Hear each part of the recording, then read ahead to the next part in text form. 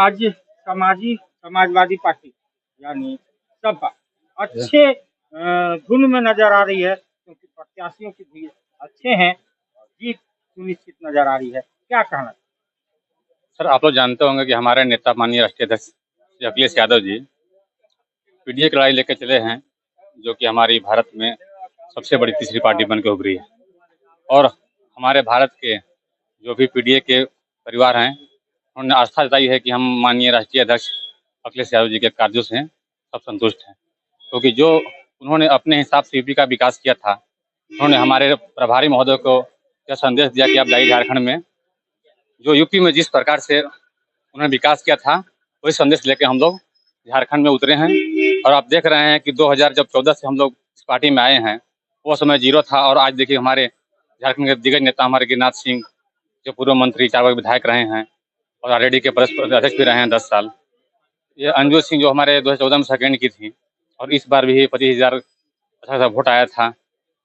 और देखिए यहाँ पे मेनका से देखिए रघुपाल सिंह को जो उम्मीदवार बनाए हैं, और बीजेपी के मैंने विनर कैंडिडेट थे, उनको तोड़ के हम पार्टी में लाए। एक ममता भूया जो पाटन से कल ज्वाइन की हैं, एक प्रबल दावेदार जो लोकसभा चुनाव में सबके छक्के छुड़ा दिए, क्या कहना चाहते?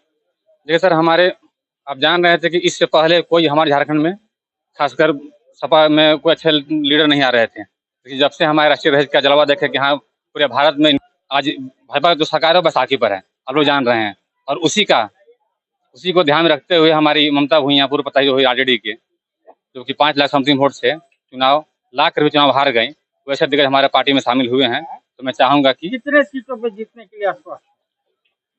सर, मैं कहना चाहता हूं कि झारखंड में पूरे अगर सरकार बनेगी किसी का, तो बिना सपा के हमारी सरकार नहीं बनेगी। अभी आपके सामने हमारे 4 उम्मीदवार जो हैं अभी जीतने का पर हैं, ममता भूया हो गई, अंजू सिंह हो गए, रघुपाल सिंह हो गए, और गिरिनाथ सिंह जानी दिग्गज नेता हैं, और हमारे बहुत सारे संपर्क में हैं। आप देखिएगा सेकंड चरण में और भी हमारे दिग्गज लोग हमारे पार्टी में ज्वाइन कर। पहले तो मैं आप सबको बधाई देती हूँ, और आगे का रणनीति यही है कि अगर बिस्तामपुर विधानसभा की जनता हमें चुनती है तो मैं विकास करके दिखलाना चाहूंगी। बिस्तामपुर विधानसभा जो इन्होंने 40 साल से नहीं किया, वो मैं 5 साल में करके दिखलाऊंगी। इन्होंने शिक्षा के नाम पर कुछ नहीं किया है, इन्होंने रोड के नाम पे कुछ नहीं किया है, उन्होंने महिला के नाम पे बिस्तामपुर हमारे युवा भाइयों के लिए कुछ नहीं किया है। सब कुछ है तो केवल अपना विकास किए हैं, और जनता के लिए लोग कुछ नहीं किए हैं। तो अगर हम लोग दोनों आते हैं तो बिस्तामपुर विधानसभा विकास करके दिखलाने का। जनता से मैं यही अपील करूंगी कि अगर जनता मुझे एक बार विश्वास कीजिए, और मैं ये आप लोगों को वादा दिलाती हूँ कि अगर आप हमें चुनती हैं तो मैं बिस्तामपुर विधानसभा विकास करके दिखलाऊंगी। जो बिस्तामपुर की परिस्थितियां हैं, 40 सालों से 2 ही लोग हैं, लेकिन विकास नहीं हो पा रहा है। 10 साल से हमारे रामचंद्र चंद्रवंशी भारतीय जनता पार्टी से विधायक रहे और मंत्री भी रहे, लेकिन उसके बाद भी हमारी सहिया बहनों का पेमेंट नहीं बढ़ा। 2000 उन्हें मानदेय मिलता है। अब सोचिए 2000 पर वो कितना काम कर पाएंगी। ये मंत्री रहे हैं उस सरकार में, भारतीय जनता पार्टी की सरकार में स्वास्थ्य मंत्री रहे हैं। उसके बाद हमारी सहिया बहनों को इन्होंने वेतन देने का काम नहीं किया, उन्हें बेवकूफ बनाने का काम किया कि मैं करा दूंगा, जबकि इनके हाथों में था। आज सड़कें जाइए, सड़क की व्यवस्था जीर्ण शीर्ण है, सिंचाई की कोई सुविधा नहीं है। हमारे युवा साथी, हमारी माताएं बहनें बाहर में धान को काटने जाती है। अब बताइए, ऐसी स्थिति बनी हुई है। आप चले जाएं कांडी प्रखंड में, भंडरिया से लेकर सुंडीपुर तक हमने नहर देने का काम किया आंदोलन कर करके, और आज वहाँ की बहनें, माई, चाची, बहन, हमारे युवा साथी बाहर जो धान काटने जाते थे, वो अपने घरों में धान उगा रहे हैं और लाखों लाख रुपए के धान को बेच रहे हैं, और उससे उन्हें पैसा अर्जित हो रहा है, उससे उनका विकास हो रहा है। लेकिन माननीय रामचंद्र चंद्रवंशी जी सिर्फ और सिर्फ अपना विकास किए हैं, अपना स्कूल, कॉलेज, पेट्रोल पंप बनाए हैं। क्षेत्र की जनता के लिए उन्होंने कुछ भी नहीं किया है।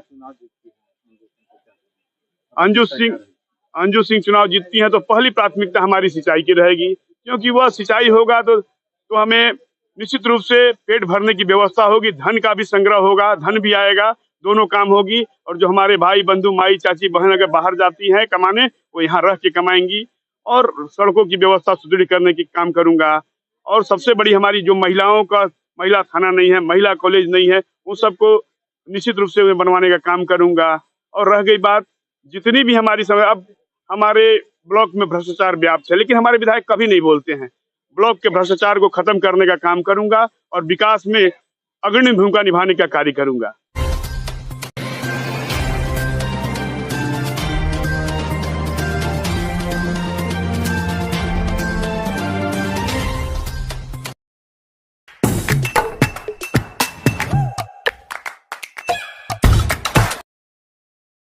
आज आप दिल्ली दरबार आए हैं। दिल्ली दरबार अपने आप में पूरे डाल्टनगंज को समेटने के लिए तैयार है, क्योंकि गांधी उद्यान पार्क में दिल्ली दरबार जब से आया है रौनक बढ़ गई है।